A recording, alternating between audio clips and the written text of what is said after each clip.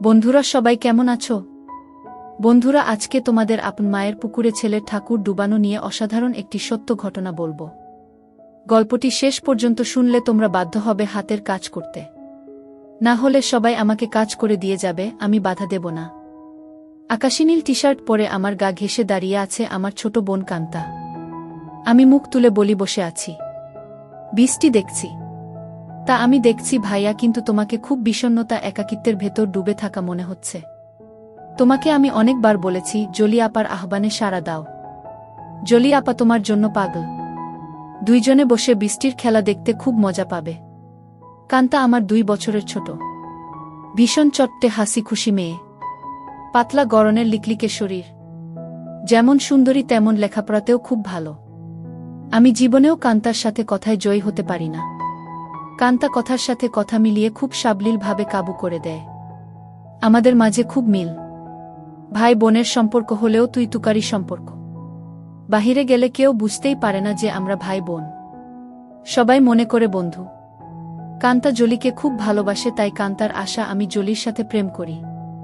জলিও অনেক দিন যাবৎ আমার সাথে সম্পর্ক করতে চেষ্টা করে যাচ্ছে। আমি প্রায় 1 বছর নেশায় আসক্ত ছিলাম। কান্তার কারণেই আমি সেখান থেকে ফেরত এসেছি। কান্তা আমাকে খুব ভালোবাসে। মা আমার নারী আন্দোলন করে, যা আমার পছন্দ নয়। নিজেকে প্রচার আর প্রসার করায় আম্মা খুব ভালোবাসে, তাই নিজের টাকা খরচ করে আন্দোলন করে, কিন্তু নিজের অনেক ভুল নিজেই দেখে না। সন্তানের উপর অধিকার আছে, তবে তাদের দেখার সময় উনার নাই। আমরা ভাই বোন ছোট থেকেই কেয়ার করি না আম্মাকে। আব্বা খুব ব্যস্ত ব্যবসায়ী মানুষ। তিনি আমাদেরকে টাকা দিলেই সব দায়িত্ব শেষ, এমন ধারণা পোষণ করেন। দেশ বিদেশ ঘুরে বেড়ায়। মা বাবার মধ্যে তেমন কেমিস্ট্রি আছে বলেও মনে হয় না। আমরা দুইজন নিজেদের ভুবন সাজিয়ে রেখেছি। আড্ডা মারা, বাহিরে যাওয়া, ঘুরে বেড়ানো সব আমরা একসাথেই করি। কান্তা আমার ঘাড়ে হাত রেখে বলে, ভাইয়া জলি আপা খুব ভালো মেয়ে, তোমাকে সুখী রাখবে। হ্যাঁ বলে দাও। আমি ফোন করে দেই, দেখবে এই বজ্রপাতে কাক ভেজা শরীর নিয়ে তোমার কাছে হাজির হয়ে যাবে। কাকা ভেজা শরীর দিয়ে আমি কি করব? কি বলো ভাইয়া? মোস্ট রোমান্টিক দৃশ্য হল মেয়েদের ভেজা শরীর। তুই এত কিছু জানিস কি করে? কেন ভাইয়া, আমি কি ফিডার খাই? আমি এখনো বাচ্চা নাকি? তুই কি কারো জন্য ভিজিস নাকি? ভাইয়া, সিরিয়াল আছে না? তুমি শুরু করলে আমি চেষ্টা করতাম। তোমার জন্যই আমি কিছু করতে পারছি না। তোরে কে বাধা দিচ্ছে? যা খুশি কর। কি বলো? বিয়াদবি হয় না। দুনিয়াতে তুমি আগে আসছো, তাই তোমার আগে কিছু করতে হবে। না রে, আমার এই কমিটমেন্ট খেলা ভালো লাগে না। মা বাবার আচরণ দেখে এই খেলার প্রতি মন নেই। ভাইয়া, সেটা তাদের ব্যাপার। তাই বলে কি আমরা সেটা দেখে এখন নিজেদের কষ্ট দেব?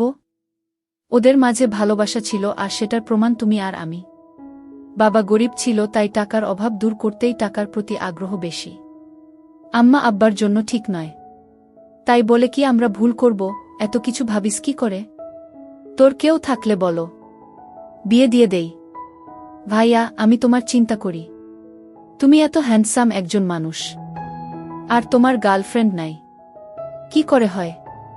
তোমার দিকে সব মেয়ে চেয়ে থাকে হা করে, তুমি কি জান? তাই তুই কি এই সব দেখে বেড়াস নাকি? আমি হয়তোবা দেখতে ফানি কার্টুন, তাই সবাই দেখে। না ভাইয়া, তুমি ফানি না, তুমি তাদের কাছে হানি। ওরা তোমায় দেখে দেখে গিলে খায়। যা কি বলছিস?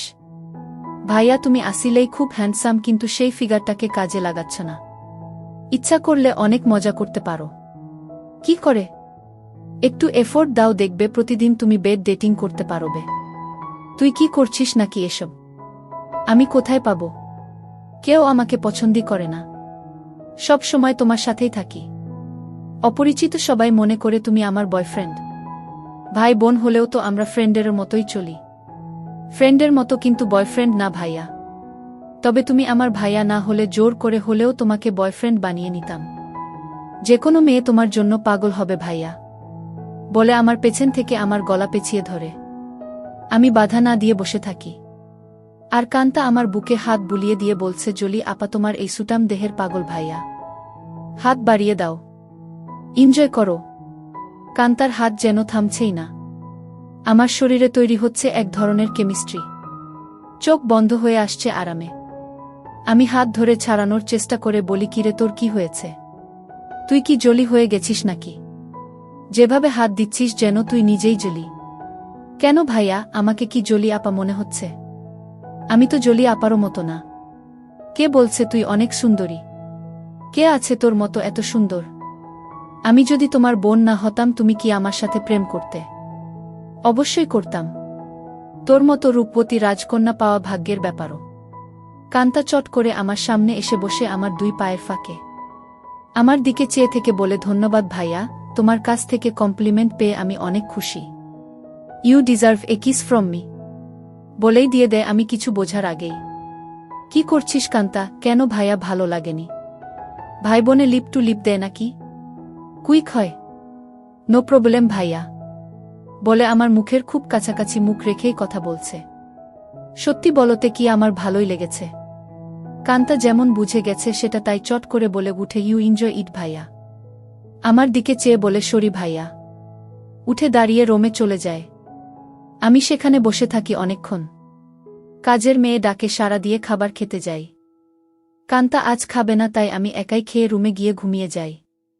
কান্তার সাথে আমার দেখা হয় না আজ 2 দিন। লজ্জায় আমিও দেখা করার ইচ্ছা করিনি, কিন্তু আজ আমাদের নানিকে দেখতে যাওয়ার কথা এবং খালাতো ভাইয়ের বিয়ের ব্যাপারে আমাদের অনুষ্ঠানের পরিকল্পনা নিয়ে সকল আত্মীয়স্বজন নিয়ে মিটিং আছে সন্ধ্যায় খালার বাসায়। কান্তার মোবাইলে টেক্সট দিয়ে আমাকে জানিয়ে রেখে বলে সে খালার বাসায় চলে যাবে যেন আমি মিস না করি, কিন্তু নানির বাসায় সে যাবে না। আমি নানির বাসা থেকে খালার বাসায় গিয়ে দেখি সবাই বসে আছে। আমাদের মিটিং শেষ করে রাত 12। একটা হোভার ডেকে বাসায় আসি। প্রায় সবাই গাড়ি নিয়েছিল, কিন্তু কান্তা কারো লিফট নিতে নারাজ। বাসায় এসে যার যার রুমে চলে যাই। আম্মা জানতে চাইল মিটিং কেমন হলো এবং আমরা কি করব। আমরা দুইজনই কালকে বলবো বলে বিদায় নেই। আম্মা শুধু বলল, আগামীকাল আমরা কক্সবাজার যাব, তোরা কি যেতে চাস নাকি? আমি বললাম না। কান্তা জবাব না দিয়ে চলে যায়। আব্বা আম্মা দুপুরের ফ্লাইটে কক্সবাজার চলে গেলে আমি আর কান্তা বাসায় বসে আছি। তখন কান্তা বলে, ভাইয়া চলো আজ আমরা বাহিরে ডিনার করি। আমি রাজি হতেই কান্তা ধন্যবাদ দিয়ে কাজের মেয়েকে বলে, আমরা রাতে খাবো না আজ। তুই ইচ্ছা করলে ছুটি নিতে পারিস।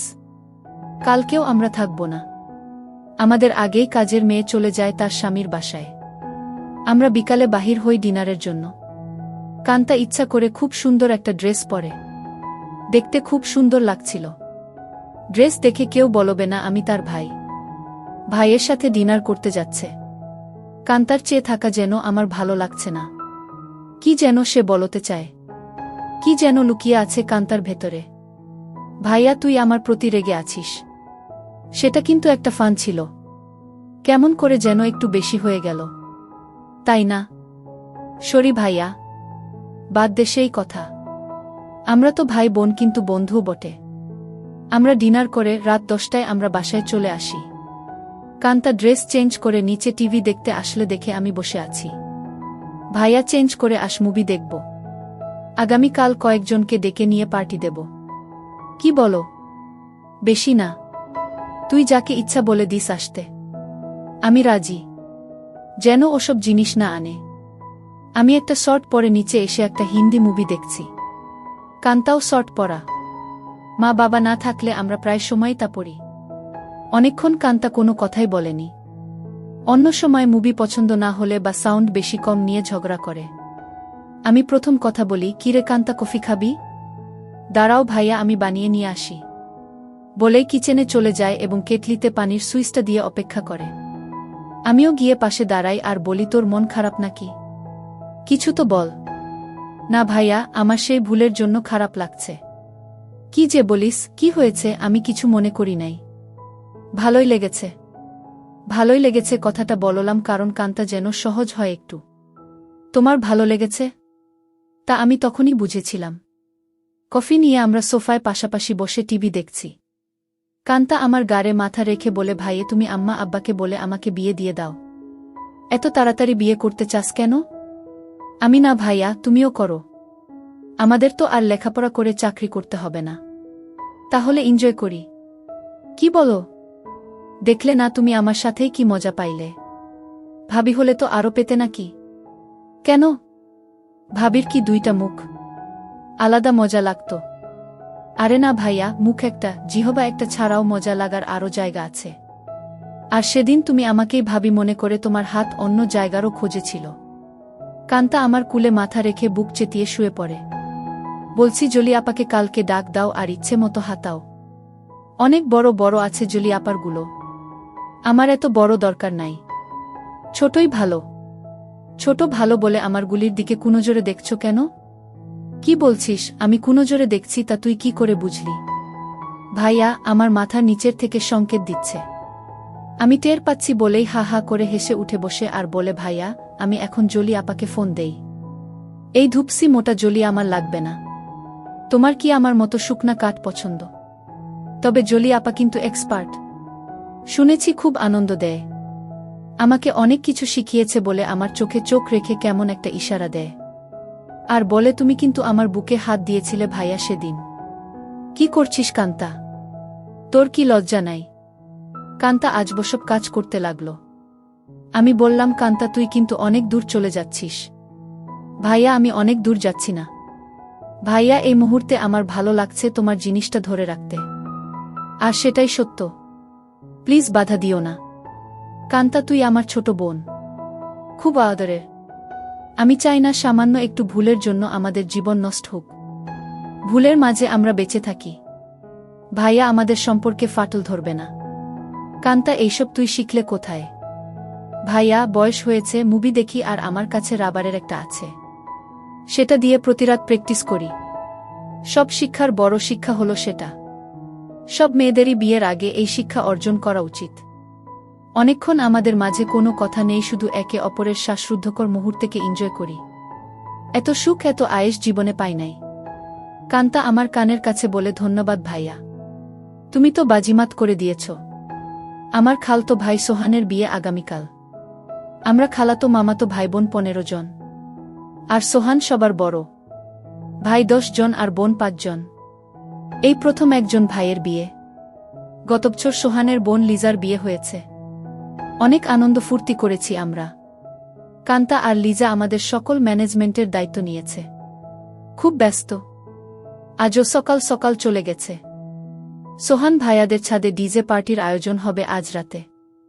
আব্বুর ক্লায়েন্ট থাকায় কানাডা থেকে আসছে, তাই সকাল সকাল হোটেল থেকে তাদের নিয়ে ব্রেকফাস্ট করে ফ্যাক্টরি পরিদর্শন করতে হবে। আম্মু অনেক রাগ করেছে, কারণ আম্মু চায় বিয়ের বাড়িতে যেন থাকে। বিয়ের দিন সারাদিন ছুটি আছে বলে আব্বু চলে যায়। আমি 11টায় ঘুম থেকে উঠে দেখি সেজেগুজে বসে আছে, খালার বাসায় যাবে এবং সেখান থেকে মেয়ের বাড়িতে কিছু জিনিস নিয়ে যেতে হবে। আমাকে দেখেই বলে, কিরে আজ অন্তত একটু তাড়াতাড়ি উঠলে কি হয়? কাজের মেয়েকে না বলে আজ নিজেই নাস্তা দেয় আমাকে। আর ফোনে বড় খালার সাথে স্পিকারে দিয়ে কথা বলছে। ড্রাইভার আমাদের বাসার সামনে বসে আছে, যেন তাড়াতাড়ি যায়। কি ব্যাপারও আম্মু, আজ নিজে এত আদর করে নাস্তা দিচ্ছ ব্যস্ততার মাঝেও?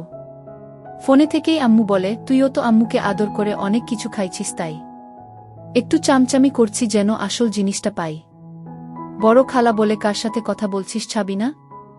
ছাবিনা আমার মায়ের নাম। আপি অঙ্কিত। এখন ঘুম ভাঙল। সবাই ভাবছে অঙ্কিত রাগ করেছে। ওকে সাথে করে নিয়ে আয়। ফোনটা অঙ্কিতকে দে। আপি শুনছে, কথা বলো। এই অঙ্কিত, গতকাল আসলি না কেন? সবাই ভাবছে তুই রাগ করেছিস। কারো ফোন ধরিস নাই কাল বিকালে? রাগ করিব কেন? গতকাল আম্মুর একটা বিশেষ অ্যাসাইনমেন্ট নিয়ে ব্যস্ত ছিলাম, সেটা করে দিয়েছি। তাই আম্মু আজ খুব খুশি। 2টার আগেই চলে যাব খালা। আমার নাস্তা শেষ হতেই আম্মু এসে বলে, এই অঙ্কিত, আমরা আবার কখন করব সেটা ভেবেছিস? এত ব্যস্ত হচ্ছ কেন? এই 3 দিন আমরা খুব ব্যস্ত থাকব। ওমা 3 দিন? ড্রাইভার বাহিরে বসে আছে।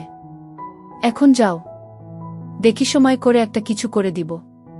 কাজের মেয়েকে 3 দিন ছুটি দিয়ে আম্মু বলে, যা তোর স্বামীর সাথে এনজয় কর। 2000 টাকাও হাতে দেয়। শান্তা নামের কাজের মেয়েটা আমাদের পরিবারের খুব ভালো সম্পর্ক। আমরা সবাই নিজের মতোই ভালোবাসি। শান্তা বলে, আমি আগামীকাল বড় খালার বাসায় যাব, কথা হয়েছে। আমি খালাকে বলেছি কাজে সহায়তার জন্য। তাহলে তো খুব ভালো। আমাকে না জানিয়ে তোরা সব ঠিক করে ফেলেছিস। খালা আমাকে চিঠি দিয়ে দাওয়াত দিয়েছে। অনেক কাজ আছে না? সোহান ভাইয়া অনেক ভালো মানুষ, তাই উনার বিয়েতে সাহায্য করতেই হবে। ঠিক আছে, যা। বাহিরে ড্রাইভারকে গিয়ে বলো আমার 5 মিনিট লাগবে। তুইও দাঁড়িয়ে থাক, তোকে নামিয়ে দিব। আমাকে আম্মু বলে অঙ্কিত একটু উপরে আয় তো তাড়াতাড়ি বলে সিঁড়ি দিয়ে চলে যায়। আমি উপরে যেতেই আমার বলে অঙ্কিত যেতে মন চাইছে না, তোর সাথে এনজয় করতে মন চাইছে। এখন যাও, কথা দিলাম আজ সন্ধ্যায় কিছু একটা করে দিব। সত্যি দিবে তো নাকি জোয়ান মায়াদের পেয়ে আমাকে ভুলে যাবি? আমার শিরায় শিরায় আগুন জ্বলছে। কথা দিলাম ডার্লিং। আজ অনেক দিন পর আমার শখের বাইকটা বাহির করে ঠিক সময় খালার বাসায় পৌঁছে যাই। বাড়িটা খুব সুন্দর করে সাজিয়েছে। গুলশানে এমন 3 তালা বাড়ি আর সামনে পেছনে বাগানওয়ালা বাড়ি খুব কম। এক পাশে বাবুর্চিখানা বানিয়েছে, সেখানে মিতু আপা দায়িত্বে। যার যা দরকার মিতু আপা অর্ডার করে। আমাকে দেখেই বলে এনিথিং স্পেশাল লাগবে? না আপু, সবার স্পেশাল থেকে একটু একটু করে চেকে নিলেই আমার হবে। ভেতরে ঢুকেই কান্তার সাথে দেখা। ভাইয়া এসেছিস? চল উপরে যাবি ছাদে, আয়োজন কেমন হয়েছে দেখবি। বলে টেনে উপরে নিয়ে যায়। সাথে সাথে অনেকেই যায়। খুব সুন্দর হয়েছে। পার্টি কখন শুরু হবে? 6টায় সময়, 12টায় শেষ। কান্তা সবাইকে বলে এই তোরা সবাই নিচে যা, খাবারের কি খবর দেখ। আমি ভাইয়ার সাথে একটা সিক্রেট কথা বলে আসছি। নিশা রাগ করে বলে এক বাসায় থাকো, সিক্রেট কথা বাসায় বলে আসতে পারো না। যা পাকনামি করবি না। যখন আসছি ভাইয়া ঘুমাচ্ছিল। এই সিক্রেট কথাটা না বললে কাজে মন দিতে পারছি না। কান্তা আমাকে এক কোনায় নিয়ে বলে কি খবর মাই হিরু? রাতে টায়ার্ড ছিলে তাই বলে কি দরজা বন্ধ করে ঘুমিয়েছিলে? সকাল থেকে ছটপট করেছি, জানি তুই ডিস্টার্ব করবি তাই বন্ধ করে দিয়েছিলাম ভালো ঘুমের জন্য। ভাইয়া আমরা 1 বোতল শরাব নিয়ে আসছি, রাতে খাবো। খাবি নাকি? দেখা যাক। কান্তা মুচকি হাসি দিয়ে চলে যায়। জমে উঠেছে আমাদের ডিজে পার্টি। সোহানের চোখে মুখে আনন্দ। 3 বছরের প্রেমিকা তিন্নি বউ হয়ে ঘরে আসছে। মা বাবা ভাইবোন বন্ধুবান্ধব মিলিয়ে প্রায় 15 জন মানুষ ছাদে খাচ্ছে, গল্প করছে, মিউজিক শুনছে, ড্যান্স করছে। আমার কাছে এই সব আনন্দ খুব বাড়াবাড়ি মনে হচ্ছে। অয়থা টাকা পয়সা নষ্ট।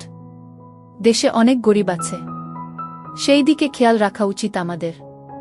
আমি কথা প্রসঙ্গে সোহান ভাইয়ার সাথে শেয়ার করি। সোহান ভাইয়া উঠে দাঁড়িয়ে মাইকের কাছে চলে যায় এবং মাইক হাতে নিয়ে বলে, লেডিস অ্যান্ড জেন্টস, আমার ছোট ভাই অঙ্কিত এইমাত্র আমাকে বলল ওর কাছে এই পার্টি খুব বাড়াবাড়ি মনে হচ্ছে।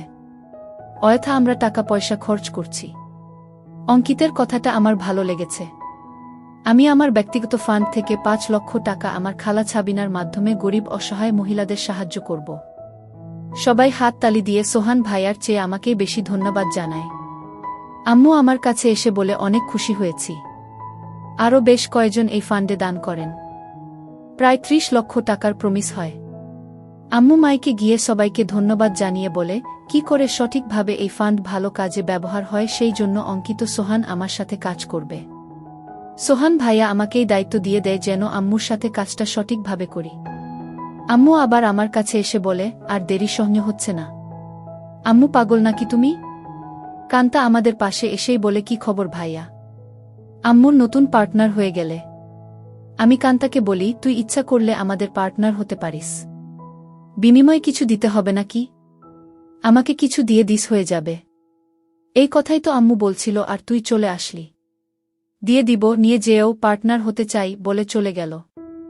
আম্মু আবার বলে এই অঙ্কিত কিছু বলো না, আমার এখন চাই। এখন কোথায় কি করে হবে? শত শত মানুষ। আমি জানি না, তুই একটা কিছু কর, নয়তো সবার সামনে খুলে ধরব কিন্তু। আম্মু কথা শেষ করতে না করতেই ফোন বেজে উঠে। আম্মুর খুব ঘনিষ্ঠ বান্ধবীর স্বামী কার অ্যাক্সিডেন্ট করেছে। আম্মুর সাহায্য চায়। আম্মুর পরিচিত হাসপাতালে আছে। ওদের অবস্থা তেমন ভালো না। আম্মু সবার কাছে বলে কিছুক্ষণের জন্য যেতে চায়, সাথে আমাকেও নিয়ে যেতে চায়। সবাই তাড়াতাড়ি চলে আসার কথা বলে দেয়। কান্তা আমার পাশে এসে বলে ভাইয়া কি খবর? আম্মু দেখি তোমাকে ছাড়া এখন চোখে পথ দেখে না। কি ব্যাপার? আম্মু কান্তাকে বলে তুই যদি যেতে চাস চল আমাদের সাথে। না আম্মু, তোমাদের ডিস্টার্ব হবে আমি গেলে। আমি এখানেই আছি। সোহান ভাইয়ার ড্রাইভার আমাদের নামিয়ে দেয় হাসপাতালে। আম্মু ডাক্তারের সাথে দেখা করে বলে উনি আমার রোগী। আপনারা চিকিৎসা করুন, টাকা পয়সা আমি দেখব। আম্মুর বান্ধবী শিলাকে সান্ত্বনা দিয়ে বলে চিন্তা করিস না, ঠিক হয়ে যাবে, তোরা কোনো টাকা দিস না, আমি পরে এসে সব ঠিক করব। তোর কাছে টাকা না থাকলে বলিস। সোহানের বিয়ে বাসায় বহু মেহমান আমার জন্য অপেক্ষা করছে, আমি এখন যাই। আমরা একটা ট্যাক্সি করে সোজা আমাদের বাসায় চলে আসি। আমার রুমে ঢুকে আম্মু বিছানায় গিয়ে আমাকে বলে, কই তুই আয়, আমাদের হাতে সময় নাই, মাত্র 1 ঘন্টা সময়।